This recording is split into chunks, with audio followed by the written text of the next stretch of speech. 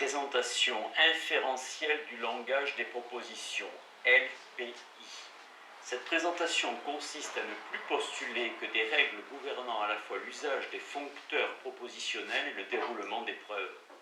Une telle approche purement déductive se veut plus naturelle, en ce qu'elle ne ferait que formaliser les procédures de dérivation généralement utilisées en logique et en mathématiques, d'où le nom que lui donna un de ses inventeurs, méthode de déduction naturelle. Lesniewski fut le premier dès 1916 à utiliser une méthode positionnelle qui fut ensuite systématisée par Stanislaw Jakobski. Par cette méthode, les preuves des théorèmes du calcul des propositions requièrent encore habitude et intuition, mais elles s'avèrent notablement plus courtes et plus aisées. La méthode, qui consiste à fournir les règles de déduction préservant la validité, comprend des règles d'usage, des foncteurs ainsi que des règles annexes. Règles opératoires. On dispose des règles d'introduction et d'élimination pour chaque foncteur. Pour simplifier, nous le traiterons que de la négation, la conjonction, disjonction et du conditionnel, les autres pouvant être introduits par leur définition habituelle. La règle d'introduction stipule que si dans une dérivation A permet de dériver à la fois B et négation B, on peut déduire négation A. Cette règle correspond à la réduction ad absurdum. On l'utilisera souvent pour décharger une hypothèse A qui conduit à une contradiction, en la niant. La règle d'élimination correspond à la loi de double négation. La règle d'élimination est inverse d'une conjonction. On peut dériver chacune des propositions conjointes. La règle d'introduction permet, ayant déjà dérivé une proposition, d'en faire le premier ou second terme d'une disjonction. Cela correspond à la loi de la simplification. Si A est vrai, la disjonction reste vraie, quelle que soit la seconde proposition en cause. La règle d'élimination stipule que si l'on admet une disjonction et que chaque terme disjoint conduit à la même conclusion, on peut déduire cette conclusion. Le raisonnement correspond au traditionnel dilemme constructif. Il permet de décharger à la fois deux hypothèses A et B. Introduction et élimination du conditionnel. La règle d'introduction correspond au théorème de déduction de Herbrand. Son usage systématique permet de décharger l'hypothèse A. La règle d'élimination correspond au traditionnel modus ponens. Règle générale. On a aussi besoin de règles qui précisent le fonctionnement des dérivations. On peut toujours introduire une hypothèse nouvelle par hypothèse. Cette hypothèse ouvre une sous-dérivation qui est indiquée par un trait vertical à gauche des formules. On peut décharger cette hypothèse en recourant à la règle d'introduction de la négation, d'élimination de la disjonction ou bien d'introduction du conditionnel. Il est exclu de réutiliser ultérieurement les formules contenues dans la dérivation une fois celle-ci close. On peut toujours répéter une formule qui figure déjà dans la déduction. On peut répéter une déduction à une sous-déduction, mais non l'inverse. On peut toujours utiliser un théorème déjà démontré à titre de lemme dans une nouvelle déduction. Cela simplifie les démonstrations. On peut toujours substituer à un membre d'une équivalence l'autre et vice-versa, par exemple après avoir démontré l'idempotence de la conjonction. On peut remplacer le membre de droite par celui de gauche et réciproquement dans toute ou partie d'une proposition. Cela dispense d'une règle d'introduction des définitions puisque toute définition est réductible à une équivalence. Déduction. La procédure de déduction, là aussi, s'appuie initialement sur des prémices. Considérons d'abord une déduction ne faisant appel qu'à la règle d'élimination du conditionnel. En appliquant deux fois la règle d'élimination du conditionnel, équivalent du modus ponens, sur deux paires de prémices, on obtient la conclusion souhaitée. La stratégie par réduction à l'absurde consiste à prendre pour hypothèse la négation de la conclusion à trouver, et ainsi à montrer que cette hypothèse conduit à une contradiction, et en déchargeant l'hypothèse, à établir une conclusion. Cette déduction correspond à la loi d'import-export. On notera que les sous-déductions créées par l'introduction d'une hypothèse auxiliaire inspirée par la conclusion à trouver. Cette sous-déduction est déchargée par l'usage de l'analogue du théorème de déduction qui est la règle d'introduction du conditionnel. Démonstration. En excluant le recours à des prémices initiales, la démonstration conduit directement à des théorèmes ou lois logiques. Par souci de simplification, ces théorèmes peuvent être réutilisés dans d'autres démonstrations. Dans certains cas, on pourra recourir à des hypothèses auxiliaires qu'on n'omettra pas de décharger. La démonstration de l'identité est pratiquement instantanée par la méthode axiomatique. Cette démonstration prenait 2 fois plus de lignes. Elle témoigne du fait que la règle de répétition correspond à l'admission de l'axiome d'identité. La démonstration commence avec une hypothèse qui se trouve être la négation de la proposition à démontrer. Une seconde hypothèse conduit à une première contradiction. Cette seconde hypothèse est déchargée par négation. Se produit alors une seconde contradiction qui permet d'établir la négation de l'hypothèse de départ, c'est-à-dire la proposition à démontrer. On notera que si cette démonstration n'est pas aussi naturelle qu'on pourrait le souhaiter, elle s'avère manifestement moins complexe que celle du même théorème dans le système axiomatique de Lukasiewicz. On se souvient que sa preuve présupposée est le théorème d'identité et celui de double négation. On constate que les démonstrations dépendent du choix initial des hypothèses auxiliaires. Ce choix stratégique suppose doigté et habitude. Il en résulte qu'un même théorème peut admettre plusieurs démonstrations plus ou moins courtes et élégantes. On peut énumérer quelques stratégies heuristiques, comme par exemple, si la conclusion à établir est un littéral, prendre pour hypothèse sa négation et montrer qu'elle conduit à une contradiction. Dans ce qui précède, cette stratégie indirecte a été utilisée à propos du modus tollens et de la consequentia mirabilis, mais il n'existe pas de système complet et cohérent de méta-règles d'usage des règles de déduction. Cela illustre le fait que la méthode de déduction naturelle n'est pas algorithmique. Présentation dialogique du calcul des propositions, LPD. La logique dialogique naquit de préoccupations fondationnelles pour rendre compte des questions métalogiques en dépassant l'opposition entre approche constructiviste et axiomatique. Paul Lorenzen conçut une logique opérative qui, par simple accroissement de ses règles, rendait compte aussi bien de la logique intuitionniste que de la logique standard.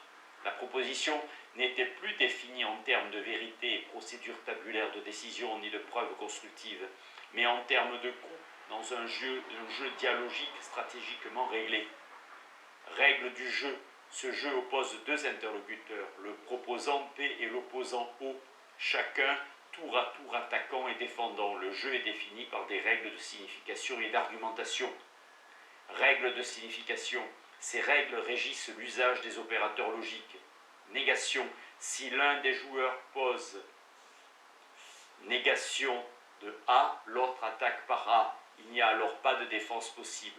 Conjonction. Si l'un des joueurs pose A conjonction B, l'autre peut attaquer en mettant en cause la première, ce qui se note, point d'interrogation 1, puis la seconde, point d'interrogation 2, des propositions conjointes. Le premier joueur doit alors défendre ces 2 propositions pour gagner. Disjonction. Si l'un des joueurs pose A disjonction inclusive B, l'autre peut attaquer en mettant en cause cette disjonction. Le premier joueur doit alors défendre l'une de ces propositions pour gagner. Conditionnel. Si l'un des joueurs pose A conditionnel B, l'autre attaque en assertant l'antécédent. Si le premier joueur ne peut rejeter cette assertion, il doit alors défendre le conséquent pour gagner. Règles d'argumentation. Ces règles conditionnent les stratégies utilisées et les coûts autorisés. 1. Le proposant ne peut asserter une proposition atomique que si elle a déjà été introduite par l'opposant. 2. Si plusieurs attaques sont possibles, on doit répondre à la dernière attaque. Devoir de défense. 3. À gagner le dialogue celui qui accuse l'adversaire à ne plus pouvoir avancer d'argument. 4. Une formule est valide si le proposant peut gagner indépendamment des choix stratégiques possibles. La seule stratégie alternative aura été d'inventer l'attaque des propositions conjointes. Comme cette stratégie conduit au même résultat, la proposition expression du principe de non-contradiction est valide. Si on en admet simplement que chaque joueur réplique à l'autre, l'ensemble des vérités établies par ce jeu dialogique correspond à l'ensemble des vérités de la logique intuitionniste. Si par contre on ajoute la règle de révision suivante, 5, le proposant a la possibilité de réviser une défense déjà effectuée, on aboutit à l'ensemble des vérités de la logique standard. Le proposant asserte le tiers exclu, l'opposant le met en doute. Il apparaît alors clairement que logique standard et logique intuitionniste partagent les mêmes règles de signification et ne se distinguent que par les règles d'argumentation. Une telle présentation dialogique innove plus par son aspect philosophique que technique. Techniquement, le jeu procède aussi par décomposition structurale des propositions et s'appuie sur les règles de fonctionnement des foncteurs. Pour une présentation dialogique de l'argumentation rationnelle exploitant le principe de résolution de Herbrand, dans Questions de logique et de philosophie. Elle introduit en effet explicitement la dimension pragmatique en logique, alors que, comme on l'a vu en logique propositionnelle standard, la proposition excluait toute dimension énonciative pour se réduire à un simple porteur de valeur de vérité. En logique dialogique, chaque proposition est véritablement une proposition, proposal, émanant d'un interlocuteur qui demeure toutefois abstrait. En fait, l'objet d'un acte d'assertion. De plus, un tel acte de discours prend place dans le jeu dialogique, dialogue spiel, entre proposant et opposant. On a affaire à un jeu de langage. Cette notion fut introduite par le second Wittgenstein dans Investigation philosophique. En fait, cette approche dialogique remonte au moins à la dialectique des mégariques et des sophistes qui consiste à argumenter pro et contra devant un public en suivant des règles strictes de questions et réponses. Ce jeu de langage relevant de la discussion rationnelle.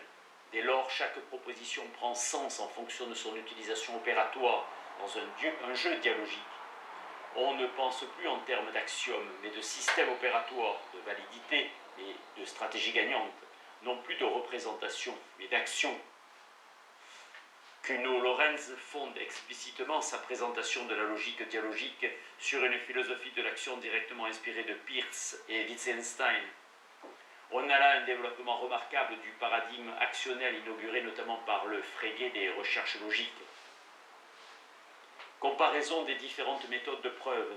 Chaque présentation du calcul des propositions possède sa spécificité et propose une méthode de preuve particulière. On peut les comparer du point de vue de leur caractère direct ou non, apagogique, algorithmique ou non, analytique ou synthétique. Mais quoi qu'il en soit, ces procédures de preuve aboutissent toutes au même stock de théorèmes. Comme on a pu le constater, la validité des théorèmes fondamentaux peut être établie par une table, par une forme normale, un arbre, la méthode de résolution ou un jeu dialogique. Et on peut établir par exemple une correspondance entre les lignes d'une table de vérité et les règles de démonstration. Calmar, qui, pour démontrer la complétude du calcul propositionnel, instaure une correspondance entre les lignes de table de vérité, des tables de vérité, de la négation et du conditionnel et des relations de déductibilité. Il demeure cependant que, outre des considérations techniques, le choix de telle ou telle méthode induit des choix philosophiques sur le statut assigné à la logique. Une présentation axiomatique semblera maintenir la conception classique selon laquelle la logique a pour objet de transmettre d'enchaînement en enchaînement des vérités premières. Une conception naturelle fondée sur l'usage exclusif de règles de déduction fera de la logique une science normative. Une présentation dialogique, réintroduisant la dimension pragmatique de l'usage du discours, renouera par-delà les siècles avec la conception première d'une logique conçue comme dialectique, art de la dispute rationnelle. Les propriétés métalogiques du calcul des propositions. La métalogique a pour objet de contrôler les propriétés de chaque système logique. L'idée provient de Hilbert. Un système déductif totalement formalisé, tel l'axiomatique de la géométrie euclidienne, exclut tout recours à l'intuition et toute reconnaissance de vérité première. Son acceptation dépend alors de ses seules propriétés métamathématiques, dont d'abord sa non-contradiction sur l'infini. Du point de vue métalogique, on peut considérer tout système logique comme un jeu abstrait, purement formel, sur des signes régis par des règles. Ainsi, les contraintes métalogiques gouvernent-elles tout système formel qu'ils se définissent syntaxiquement par un alphabet, des règles de formation, des axiomes librement choisis pour leur efficacité et des règles de déduction, et sémantiquement par des règles d'interprétation et de validation ou qu'il soit présenté sous forme exclusive de règles de déduction. Métalogiquement, un système logique se caractérise principalement par sa consistance, sa complétude et sa décidabilité. Consistance. La consistance peut s'entendre syntaxiquement ou sémantiquement. Un système est syntaxiquement consistant s'il n'existe pas de formule A telle qu'on puisse démontrer dans le système à la fois A et négation A. Si le système est contradictoire, alors on peut aussi démontrer n'importe quelle proposition simple. Cette consistance est définie relativement à la négation. Si le système ne contient pas de négation, il suffit de montrer qu'il ne permet pas de déduire une proposition simple quelconque consistance au sens de poste. En 1948, Jablonski construisit une logique discursive système contradictoire en ce qu'il admet A et négation A, mais non inconsistant au sens de poste, puisque toute proposition simple n'y est pas thèse, pas surcomplet. Il est sémantiquement consistant si toute formule démontrable du système est valide. Pour un système présenté axiomatiquement, il suffit de démontrer que les axiomes sont des tautologies, par exemple par des tables de vérité, puisque les règles de transformation, modus ponens et substitution, conservent ce caractère tautologique. En 1921, Émile Léon Post a établi la consistance du calcul des propositions. Pour ces démonstrations aussi bien de la consistance que de la complétude du système propositionnel des Principia Mathematica, Post utilise les formes normales dans le même article. Il montre que l'on peut construire des logiques à n valeurs dans Introduction à une théorie générale des propositions élémentaires, 1921. On sait que ce calcul ne peut prouver une proposition simple ni sa négation. Cela assure que les procédures de démonstration n'engendreront jamais de contradiction. Complétude. Un système est syntaxiquement complet si, pour toute formule A, soit négation A est un théorème du système, le calcul des propositions n'est pas syntaxiquement complet en ce sens fort. On parle aussi du caractère saturé, puisqu'on ne peut y démontrer ni P ni négation P. Une exigence plus faible revient à demander que si A n'est pas démontrable dans le système, son ajout aux axiomes rende ce système contradictoire. Un système est sémantiquement complet si toute formule valide du système y est démontrable.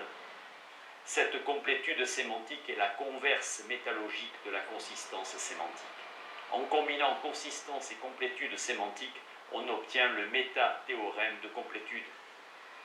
Le même Émile Post a démontré ce théorème fondamental. Il est bien fondamental en ce qu'il assure la correspondance totale entre syntaxe et sémantique. L'ensemble des théorèmes est en même temps l'ensemble des tautologies.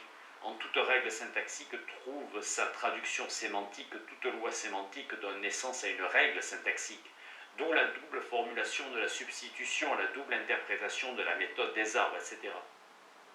Décidabilité. Un système est décidable s'il existe une procédure, un algorithme qui détermine par application mécanique d'un ensemble fini de règles en un nombre fini d'étapes si une formule du système est démontrable ou non, si elle est valide ou non. Le calcul des propositions est décidable. La méthode des tables de vérité constitue une procédure algorithmique d'évaluation pour une proposition de complexité finie. Il est toujours théoriquement possible d'assigner à chacune des propositions simples qu'elles contiennent des valeurs vraies ou faux, et connaissant la définition des foncteurs impliqués, de déterminer sa valeur de vérité. D'autres procédures produisent le même résultat, telles les formes normales, la méthode des arbres ou la méthode de résolution. Il est bien d'autres propriétés métalogiques d'un système. Mentionnons à titre d'exemple l'adéquation du système des foncteurs et l'indépendance des axiomes. Adéquation des foncteurs primitifs. On appelle adéquation ou encore complétude fonctionnelle le fait pour un système de foncteurs primitifs de pouvoir définir toutes les fonctions de vérité du système. Les systèmes mettent en jeu deux foncteurs et sont adéquats. Celui de Frege-Russell 1906, négation conditionnelle. Celui de 1910, Russell-Whitehead, négation disjonction inclusive. Enfin, Sobocinski, négation conjonction. A contrario, le système négation-conjonction-disjonction inclusive, sur lequel repose la réduction à des formes normales, conjonctives ou disjonctives, est adéquat. Indépendance des axiomes. Cette dernière propriété ne vaut naturellement que pour une présentation axiomatique du système propositionnel. Un axiome A est indépendant s'il ne peut directement ou par l'absurde être démontré à partir des autres. Paul Bernays a démontré que parmi les 7 axiomes de l'axiomatique propositionnelle des Principia Mathematica, le 5e n'était pas indépendant. Pour démontrer l'indépendance d'un axiome, on construit un modèle éventuellement en logique tri- ou quadrivalente, qui vaut pour les autres axiomes et non celui-ci. Peirce avait anticipé la découverte de Schaeffer. Il mentionne le rejet dès 1880 dans Collected Papers et l'incompatibilité. Lorsqu'on admet la quantification sur les propositions inanalysées, le système est adéquat. Le statut de la vérité dans le calcul implicationnel de Russell en 1903. Et si on recourt à des fonctions sur les propositions, numéro 3 devient adéquat. Voir Tarski sur les termes primitifs de la logistique. D'où le système équivalentiel de Lenivsky. Voir dans Mieville un développement des systèmes logiques de Lesniewski.